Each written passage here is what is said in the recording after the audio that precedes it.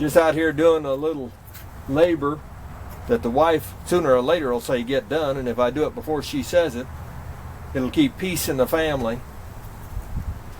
And so, I've got a minute though, and I'd like to talk about what happened this last week on the news. But I got to back up and start with Bill Clinton. Bill Clinton, while President of the United States, in the Oval Office he had Monica Lewinsky go down on him. That was not only a crime and a sin to that young lady, but to his wife. And that sin, a disease if you will, spread.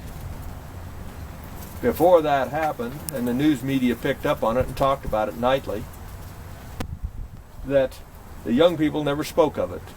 After that, they started talking about it, including statements on the street of, it ain't that bad, it's better than getting pregnant, I would hear some say.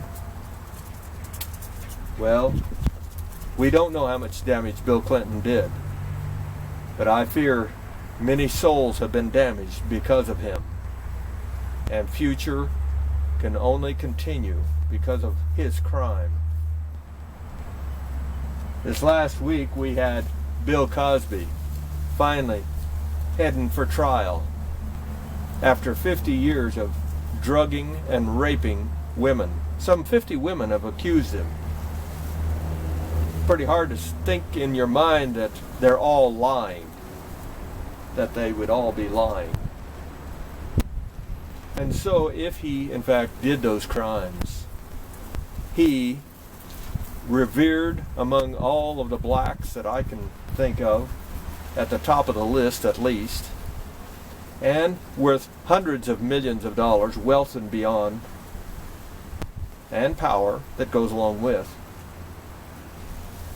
that I fear young people, young men full of hormones, may well decide that science and drugs combined to put a woman into a coma is the way to get some, if you will. To get it without any price paid, because he didn't pay a price until he's into his 80s. I fear what young men may try to follow him at. And I fear for the women that will fall under the disease of those young men, and their health and their souls of all concerned. When I say that sin is a disease, it can be a plague that does not let go for many generations. In fact, it could even put a curse on the nation that would spell doom. Rate this film.